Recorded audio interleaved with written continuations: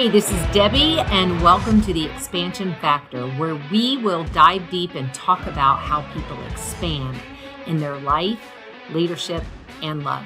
On today's episode, we have Ronnie Berry. He is CAO with City Barbecue, and he has been expanding in the restaurant industry for 30 plus years. He is a father, a husband, and friend in the community who loves supporting his church, local high school, and youth sports, especially soccer. His core belief is that we are meant to help others reach his or her greatest dreams at home, work, and in the community. You will often hear him say, "Make this your best year yet." All right, welcome. I am super excited to have Ronnie Berry, the one and only Ronnie Berry, the CAO of City Barbecue, on today's podcast. Ronnie, do tell us, what the heck is a CAO and what is it do you do inside of City Barbecue to expand City Barbecue? Yeah, I often ask myself the same thing, Deb. But I didn't give myself that title, but Chief Administrative Officer. You know, for the bulk of what I do is around people stuff. So for a number of years, I was Chief People Officer. And so the things around people, the recruiting, HR, training, operation services, those type of things. Yeah. I think the change into being CAO, when that happened, you know, there were some things around growth or expansion in the brand, strategically, which are the things that really got added to my list of working more integrated with other departments, helping other departments within City Barbecue flourish or grow or expand in the terminology you're using. So what got you to this point? Where did Ronnie Berry start in this entire journey of what got you all the way to CAO? Tell us a little bit about that. You know, I think probably one of the biggest places that's helped me, really in any place I've been, would really be, just network and relationships with people.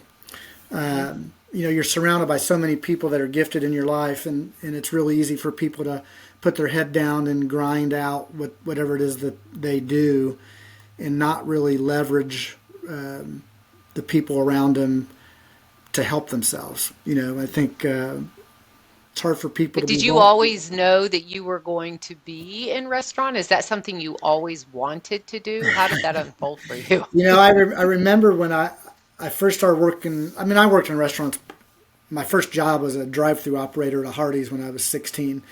And then I remember, while I was in high school, I thought to myself, I got to get the hell out of this job.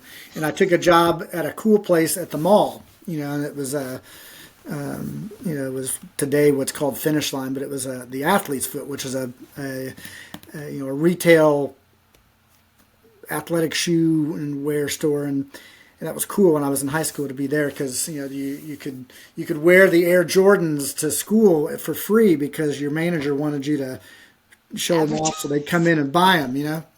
But and I thought, man, I'll never go back to restaurants again. And it pops back on the radar. So I never thought that would be it. I remember when I was in grad school, waiting tables at a concept called Don Pablo's that I was at for about 16 years, and I was there waiting tables because that was the easiest way to make the most money when you were in your early 20s and you only had so much time to work, but you needed to pay rent, and they would come at me regularly about, hey, we want you to go into management. And I'm like, I watch these managers and what they do and how crazy their life is. I'm like, I'm not going to go do that. And there's something about the industry that I think sucks you in. It's I think it's a unique industry in that it's certainly driven by people and hospitality, but there's every function of a business that goes on in a restaurant, from marketing to finance to training in HR. I mean, it's just kind of and I think that's probably what lured me to that. And next thing you know, you're in it for 30 years. So, but I didn't anticipate that. It just kind of attached itself to me and probably fit me maybe like a glove. So.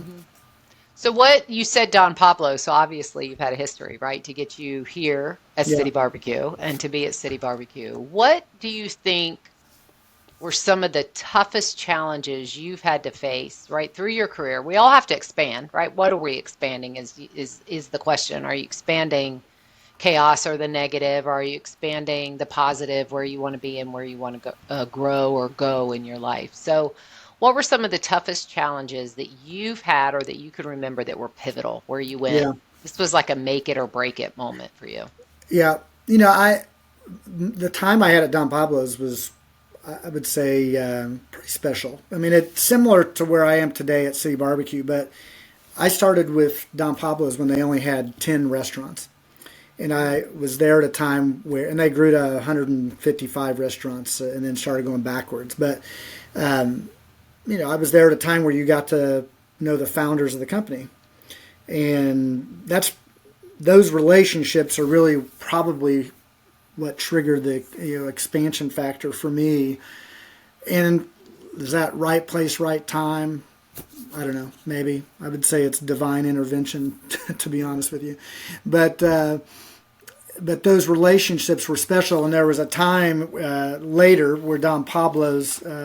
I started with them in 1992, and probably around 95 to 97, they sold out to a different company, and I think it wasn't what they had expected necessarily, but the situation was too good for them to pass up, and that for me, that was probably the first pivotal culture change professionally that I experienced, because you went from a smaller, homegrown, privately owned company, some people based out of Texas that were, purchased by a large corporate entity, and there were change in how things were managed. There were, and not necessarily for the bad, but it just changed.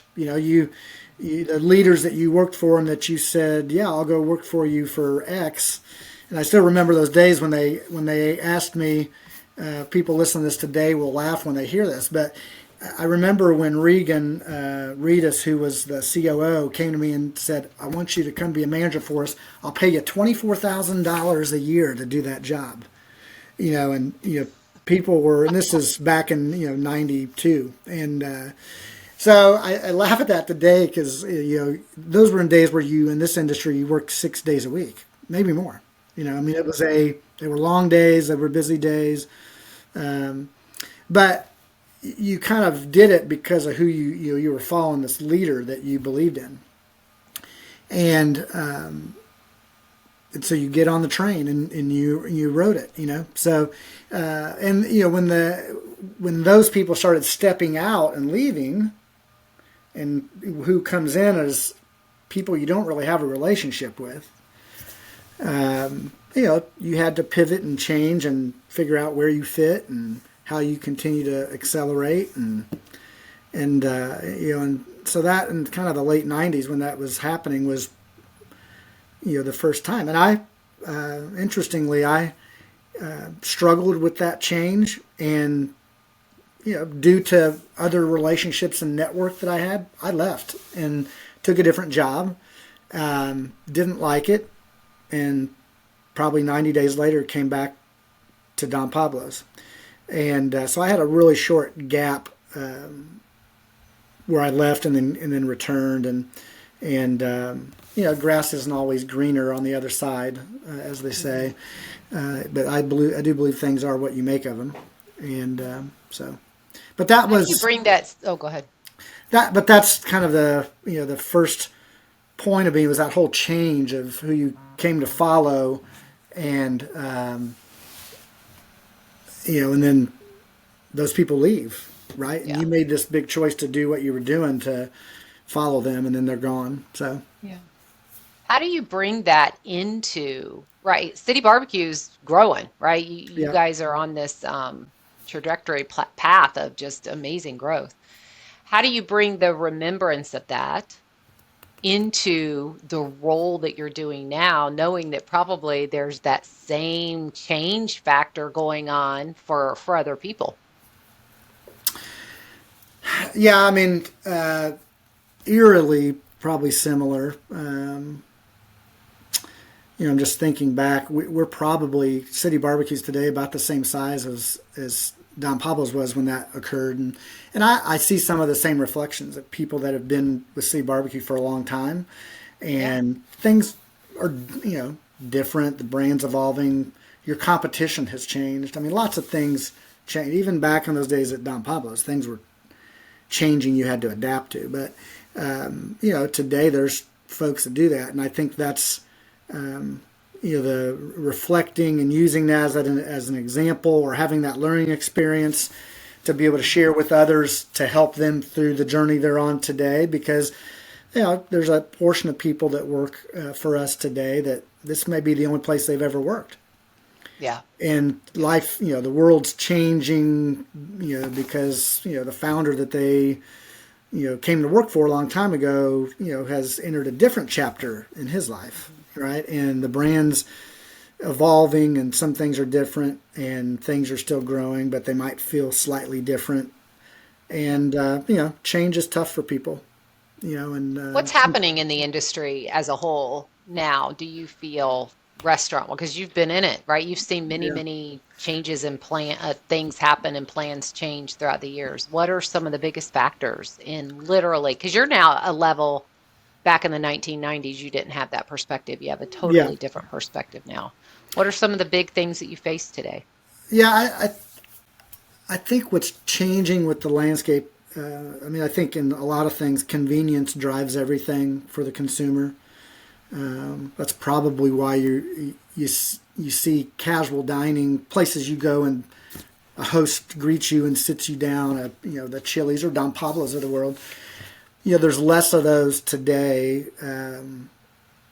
Brands that are more convenient, smaller footprint, what's termed as fast casual, meaning it has a casual dining like scratch menu, but you have a faster service model that you're ordering at a counter. I mean, you go down the street of the shopping area where you live, and unless you live in the boonies in Georgia or North Carolina like you do, I was gonna go. Don't go there.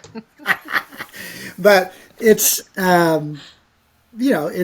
places that are convenience. City Barbecue, Chipotle, Raising Cane's. I mean, Chick-fil-A. I mean, everything's driven off of this convenience for the consumer, which is it just changes how everybody else has to operate. And so you kind of wonder. City Barbecues, a lot of it's about the experience. We're a scratch barbecue brand, and you want people to respect you and honor your brand because of that, and want to come to it for that. And so you kind of wrestle with, can you do that and be convenient at the same time and compete with the other brands. And so the landscape of competition and this drive for convenience, I think, becomes more and more something you have to satisfy. And I think generationally, some generational changes are Yeah. happening. I mean, baby boomers are getting older, and our brand's kind of raised up on that. And so you just have this shift in different types of customers to try to go after. And barbecue is a bit of a niche brand, or fit for people, so. So, if you were to literally think about how many employees do you have total, would you say, at City Barbecue right Oh, now? 2,500 to 3,000 probably as we Okay, grow, so right.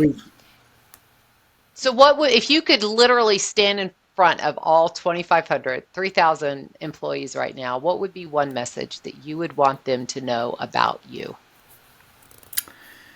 well, I think, life is what you put into it.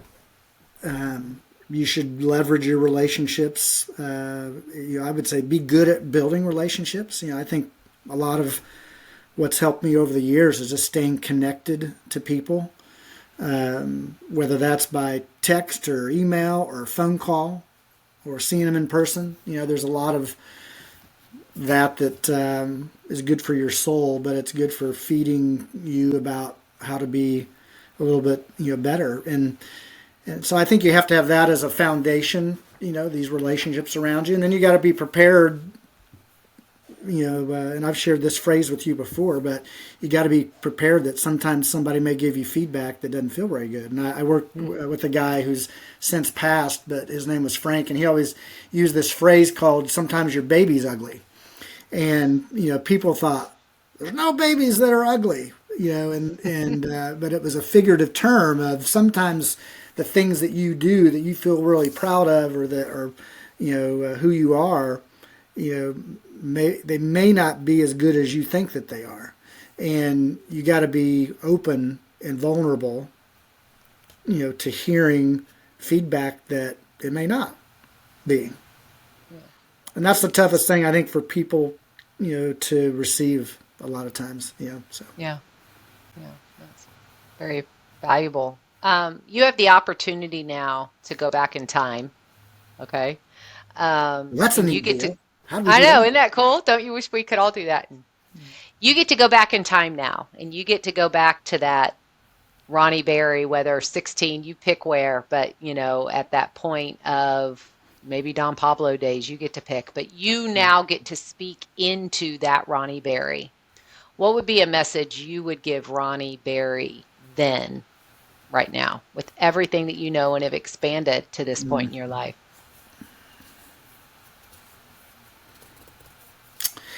Boy, that's a tough one. I think probably the biggest thing is make sure you don't give up on yourself. There are times where you have things you wanted to do and achieve, and you chose not to. And look, I'm a believer that things land where God wants them to land. And so I say that in terms of speaking back into that. You asked the question earlier about being in restaurants. When I graduated from college, I really wanted to work in sports marketing, sports management. I grew up around, my sister worked for the Indiana Pacers, and I was around athletics, professionally and collegiately, and that's what I wanted to do, is go do that. And I remember I got an offer coming out of college to go work for a AAA baseball team, and it was really kind of passionately what I wanted to do.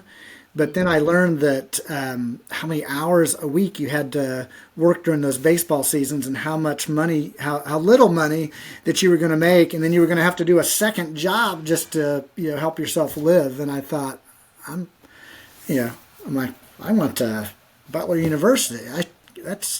I shouldn't have to do that, But look, in the end, things turn out for the best. But I think about those times, I'm like, man, that's what I really wanted to do. And I had opportunity. I just didn't want to do it because it was going to be too hard. And sometimes that's life. Sometimes the things you want to do the most may be difficult, and you should suck it up. But I think the other side of that is things are never as bad as they seem that they will be. Things are, in the end, probably going to wind up good, and you can always change it. You can always change the direction you go, but that's a choice that you make. So, awesome.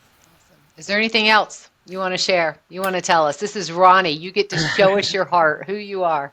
No, I think I've shared with it. I think it's important to relationships and network are. I think everything in your life, personally and professionally. It's easy to try to do things on your own. Usually, they only allow, you can only do that so long. Yeah. So it's interesting too. You're in a field that is all about people, serving people, being there, and then relationships is so huge for you. I know for a fact that it is, Ronnie. I cannot thank you enough for being a very strategic part of my life, but yet also very much relational part of my life. So it's definitely not transactional. So that's not how you do life. So I know that firsthand. So thank you so much for being a part of this with us as we get this launched. And I look forward to expanding even further with you. Thank you very much.